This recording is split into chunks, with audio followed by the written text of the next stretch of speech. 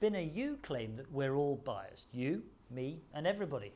That is quite a claim. What do you mean by it? What this book covers is more the unconscious biases and how they impact on the way that we work. Now, there are various tests that you can do on the internet, for example, looking at unconscious bias. And I did one, and I found that I had a moderate bias towards Asian people compared to white people. That doesn't seem to shock many people, but it was shocking to me because my life, my work as a psychologist, you're trained to be objective, to stand back, to evaluate things properly. My work in the equal opportunities and diversity is about fairness. So actually finding I had a moderate bias towards a group of people was quite a revelation, and not a good revelation either. The next day, I was actually met with a group of people, and there was a group of people kind of mingling together, and they were grabbing sandwiches at lunchtime. And I grabbed my sandwiches and I sat down to the only other Asian person, next to the only other Asian person in the room. Now, 2 days before I took the test, I don't think I'd have paid any attention to it. The day after, I'm kind of thinking, why did I sit next to that person?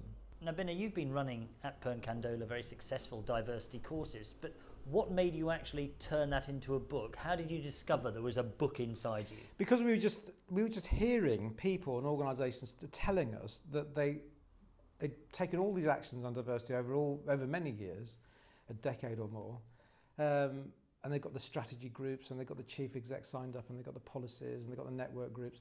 But actually, they hadn't made the progress that they thought they would have done. And so many people were telling us this that we then started thinking, well, what's preventing organisations from making more progress? And then we concluded this is probably us, it's people. We're the ones who are preventing further progress and diversity being made. Until we start looking at ourselves and our own biases, I don't think we're going to progress that much further on diversity anyway. Why are human beings naturally biased, as you suggest, Binna? We're biased for a number of reasons.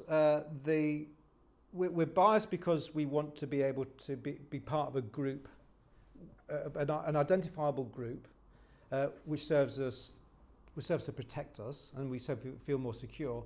The other reason why we're biased is for self-esteem reasons, that we want to enhance or certainly maintain, if not enhance, our self-esteem, which means then we start categorising other people.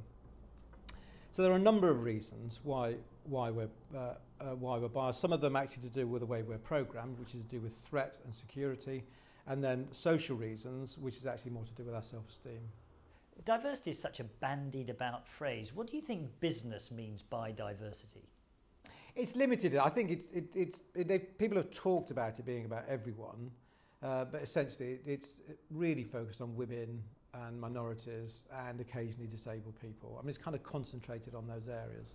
What's different about your approach? Because we're actually starting to talk about something which is, up until now, I think, has been undiscussable, which is about bias and about accepting that bias is actually part of us. It's actually a very difficult topic to raise in an organisation.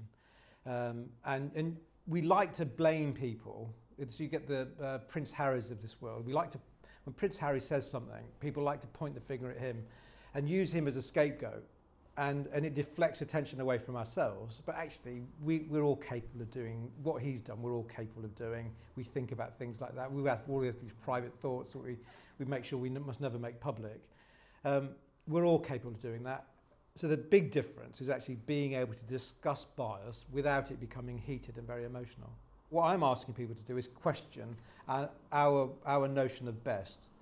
So is our description of best actually based on our unconscious biases? And if we become aware of our unconscious biases, we're then capable of actually assessing people properly. There's a lot of advice in the book. There's a lot of description about how individuals are biased. Secondly, there's descriptions in the book about how organisations are biased, how we network with one another, and how that kind of naturally kind of excludes people, because human beings are social animals, and that kind of social element in organisations is critical if people are going to get on. But then we also move on to look at techniques and approaches to reducing bias in organisations too. Okay, Binna, so what's different about your approach? Where are you coming from on this? Well, let me give you an example. One study we carried out about the women and men.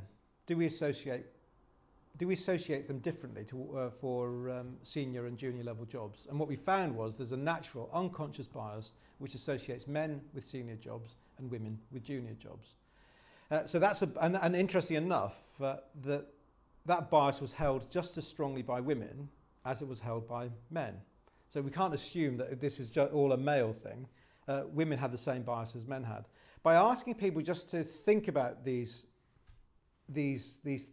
associations more consciously, it was possible for us to eliminate them from people's thought patterns. Do you think business has been looking at diversity in the right way? Yeah, I think it's a really good point you're making, Adam. The real issue why we're not making more progress on diversity is because of the way we are as people.